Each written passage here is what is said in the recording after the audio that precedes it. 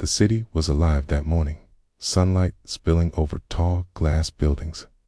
The sound of buses, laughter, and hurried footsteps echoing through the university courtyard.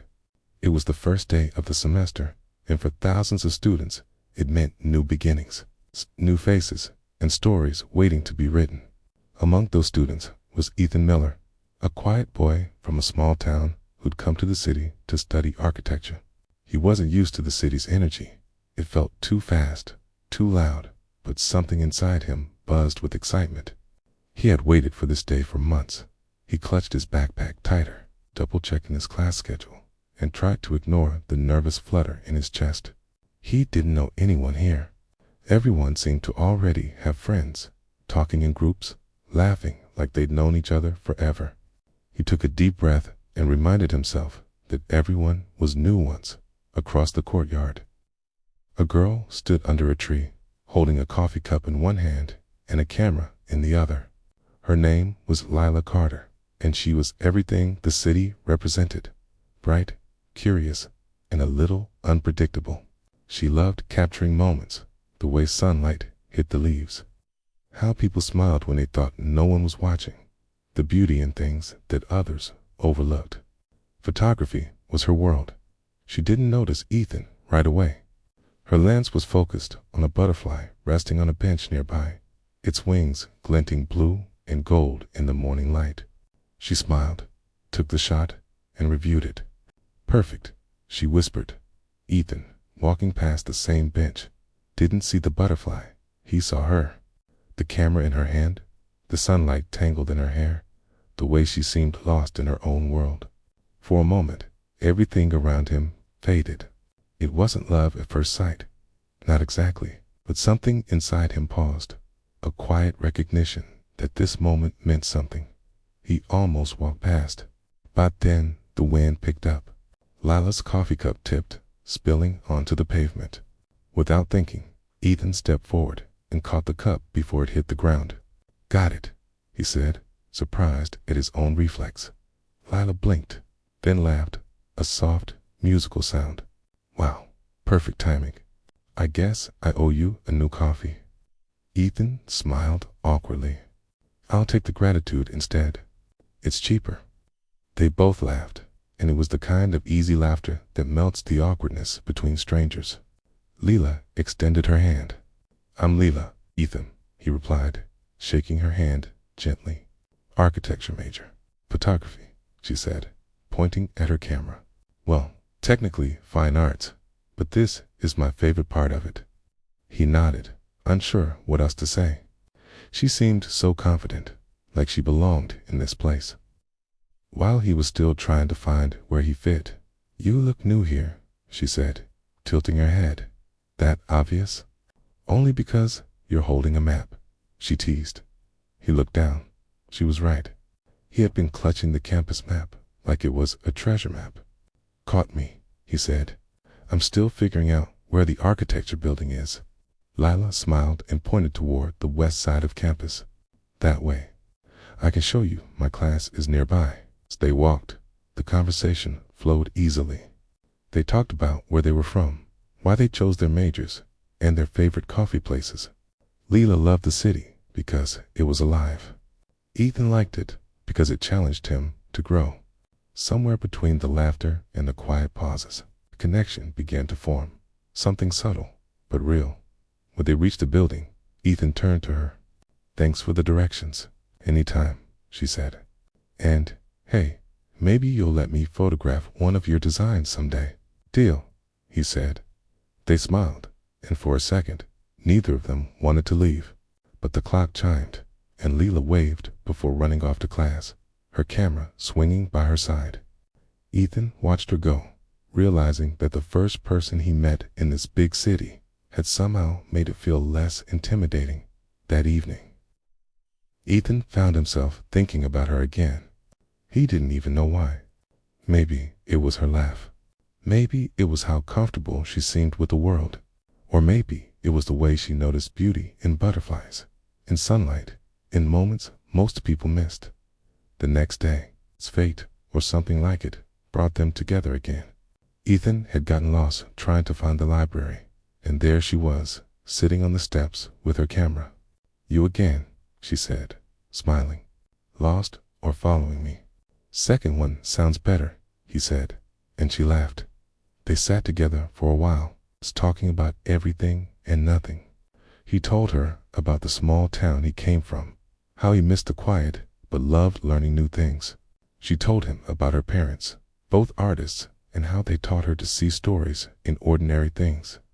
When it started to rain lightly, it didn't move. Lila lifted her camera and snapped a photo of the raindrops falling on his notebook. "You'll thank me later," she said, "for ruining my notes, for capturing a memory." She said softly. Something about that moment felt important, though neither of them could explain why. It was like the city had slowed down just for them. Weeks passed.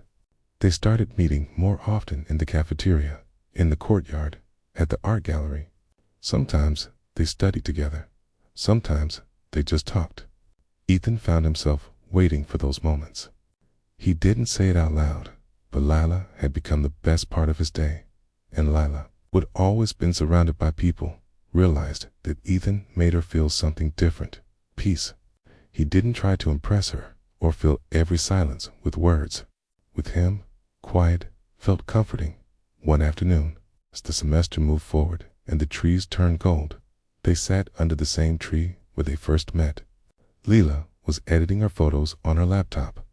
Ethan was sketching building designs beside her. "Do you ever think about the future?" she asked suddenly. "All the time," he said.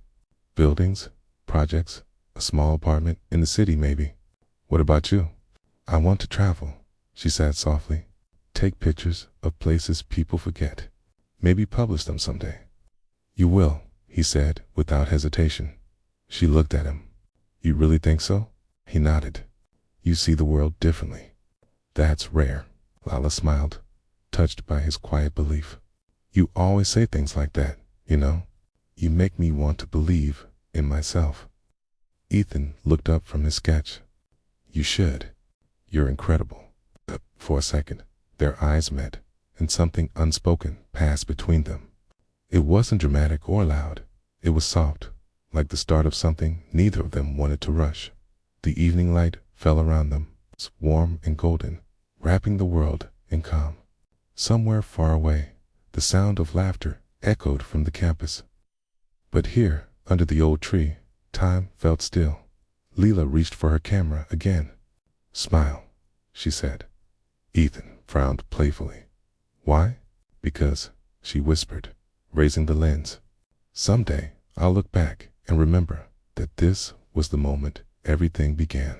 Click dot, and in that small, simple sound, a shutter snapped and closed. Their story truly began.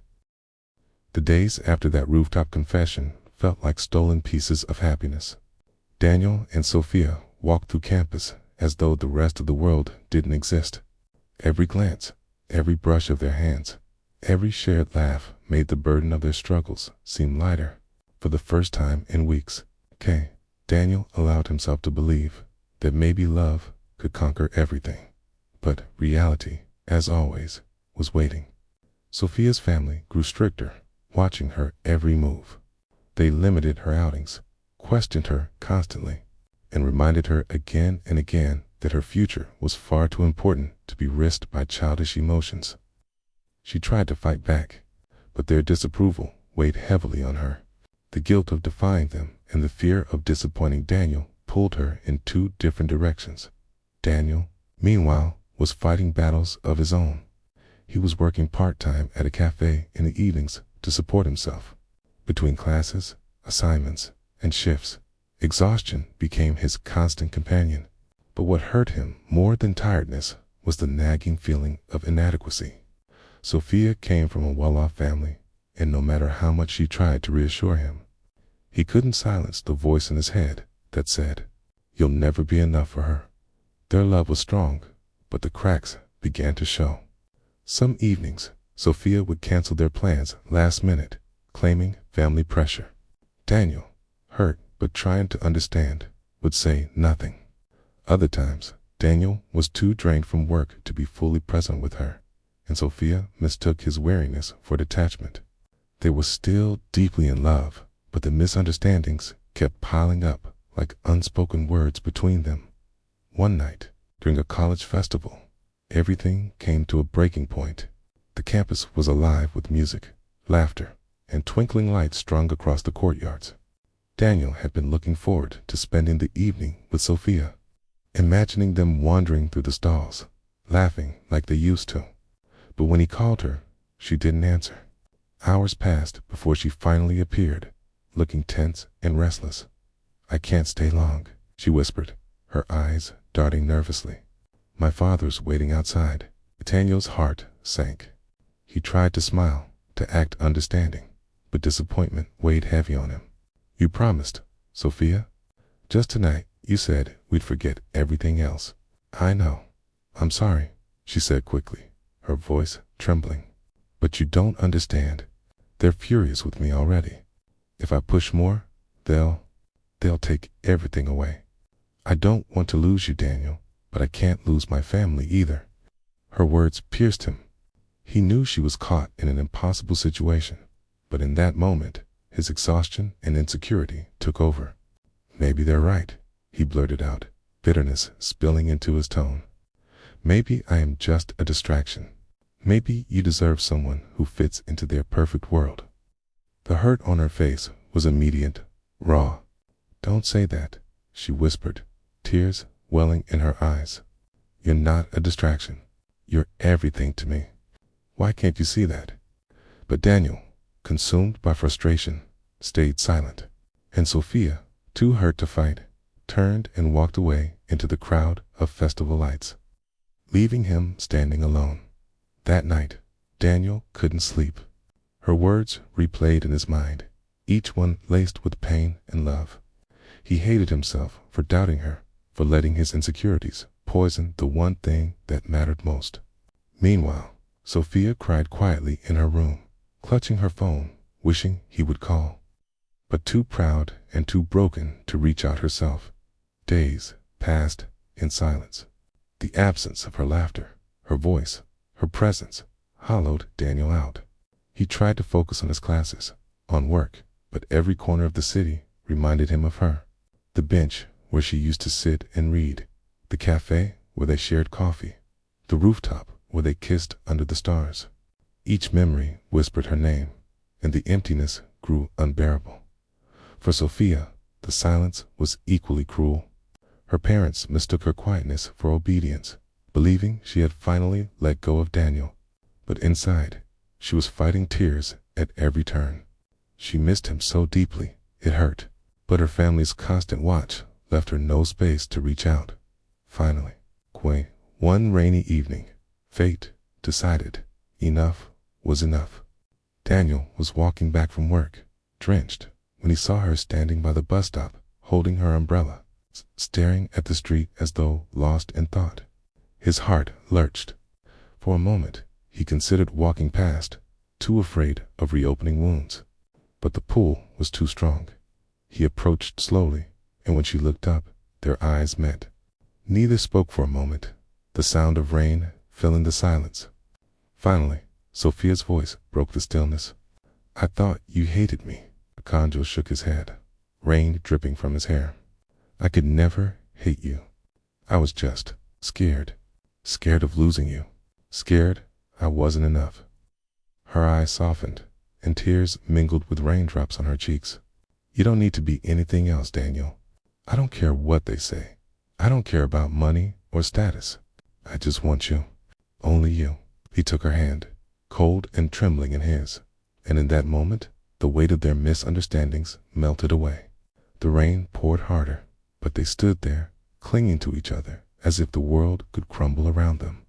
And it still wouldn't matter.